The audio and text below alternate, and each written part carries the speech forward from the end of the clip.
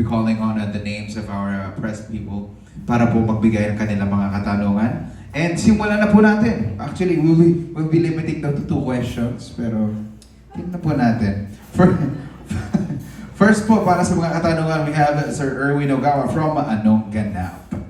Hello, Nico and Derek. Erwin po from Anong Ganap. Okay. Hello. Welcome back sa press con ng BMX. Yes, finally. It's been a while, okay. So, Nico, konting kwento naman about your role dito sa Hayok. Yeah, thank you for the question. And it's great to be back here for press cons dito sa Viva. My role is Neil. Tapos isa akong contractor. My wife, girlfriend. Girlfriend ko si Stephanie Raz. Tapos, Apple is a client of mine. So that's how I met Apple sa movie. And then, yun. Medyo bored ako sa relationship ko with Steph. So when I meet Apple, she brings a whole new excitement to my life. And I think that's what is part of the problem kasi nabaliw ako sa kanya. And she's a bit of a tease, no? So ako, medyo manipulative. Ayoko ng rejection. So I think that's the driving force behind Neil is he doesn't like rejection. And that's what makes him do things that he regrets in the end. Tapos, nice guy siya, charming. Syempre, he's a contractor so he needs to be nice to everybody and a good talker to get projects. So, mabait siya, I think, in front of people, pero behind the scenes, he's a bit, aggressive. Yeah. And second question, Nico, ulit. So, ilang beses namin narinig yung "You're not my type" dun sa mga lines. So, totoong buhay ba may nagsabi na ba sa'yo na "You're not my type"? Paano mo in-handle yun? Well, I'm not everyone's type. Ayoko sabihin that. I've never heard that. I've never heard "You're not my type." But I'm sure I'm not some people's type. So, okay ako dyan. Hindi ko narinig exactly those words, pero I think I'm not everybody's type. Yeah. And kay Direk Topoli, so kilala po kayo sa mga horror movies, mga iconic, di ba? So anong kaibahan po dito nung pumasok po kayo sa BMX Films? Actually, malaking to sa akin parang challenge nung tinawagan ako ng Viva. So, lahat naman ng genre gusto ko talaga matanggap kasi I want to hone yung every genre, like especially erotica.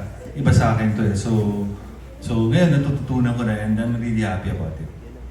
Thank you po. Best of luck po sa movie. Salamat. Thank you very much. Thank you, Sir Erwin. Maraming salamat po. Ano kayang feeling nung hindi ka nasasabihan ng ganun, no? Na, "You're not my type." You're not my type. Oo, parang lagi sa akin nasasabi. Narinig mo yan? Lagi pare. Charot lang. Next question po natin, manggagaling po kay Tito Jojo Gabinete of PET. Ay, Nico. Hi, Jojo. Ayun. Basta. Mabuti.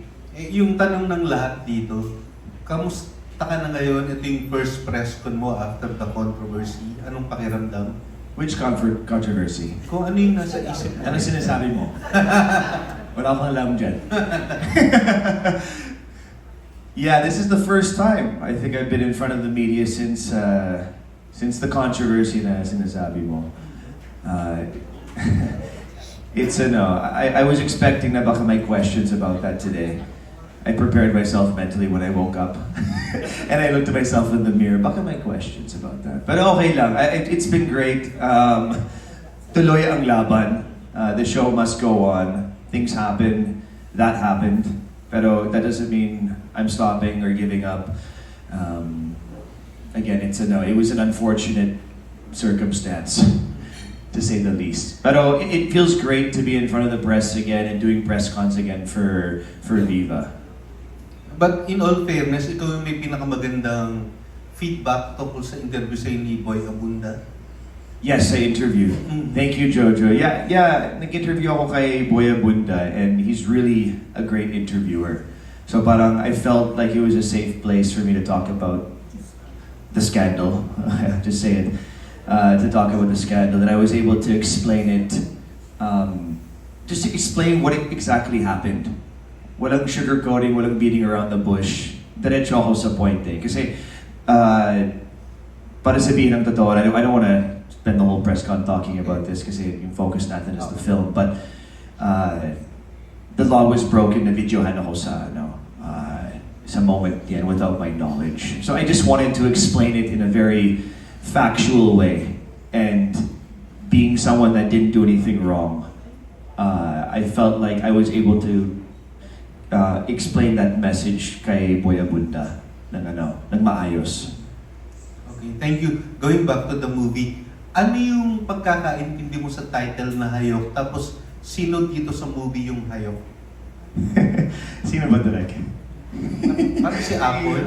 Parang, when we were starting, dinefine namin kung ano yung hayok kasi parang nagbo-border rin siya sa nymphomaniac eh. So pinag-usapan namin, hayok is parang more on ravenous, mas masiba, parang gano'n.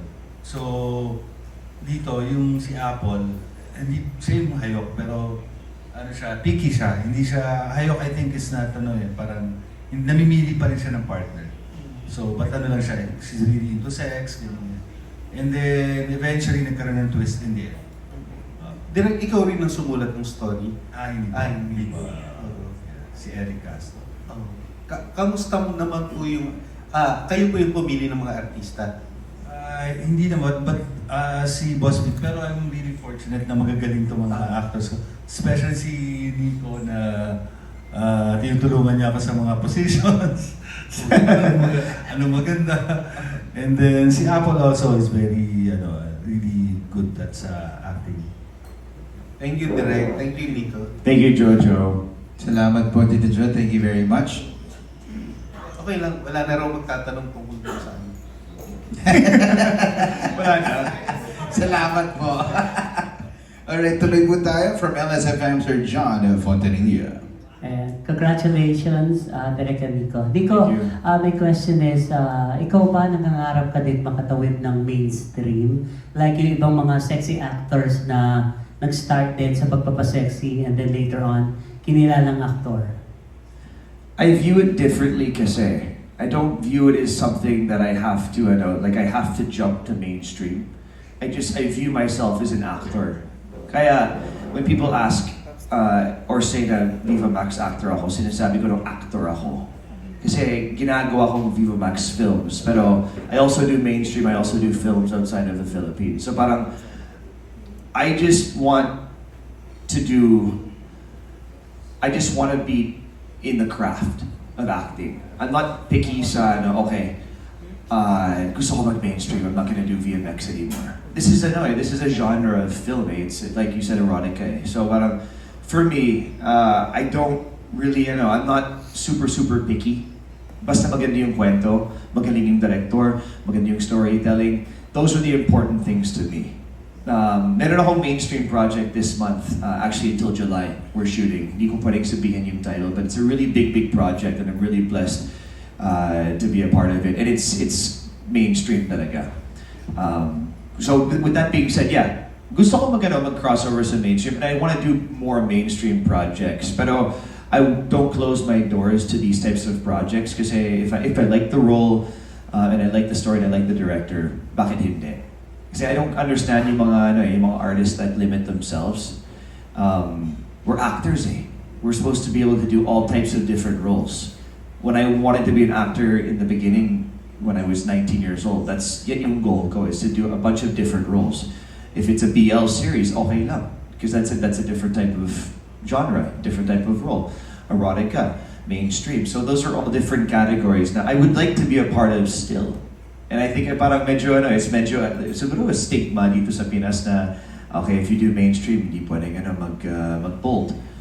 There are different genres. So I want to be a part of all the genres. I'm not closing my doors. Work is working. Yes, thank you. Pero if ever, may mga dream actors ka ba na gusto mo pa kung makawork? Dream actors. I think I'm a big fan of John Arcelia. And luckily enough, I'm working with him right now sa mainstream project that we're doing. So I'm able to see his process as an actor and how he attacks the script, how he analyzes the character. So it's very inspirational. Tapos, sino pa? John Arcilla talaga is, siya yung idol ko from before pa. Just because I really love his preparation and how much work he puts into every character he does. Tapos, siguro sa mga babae, Bea Alonzo. Yeah, I really like Bea's acting. May potential project coming up where I might be able to work with Bea. So sana tuloy yan. Kasi I really like her and her acting.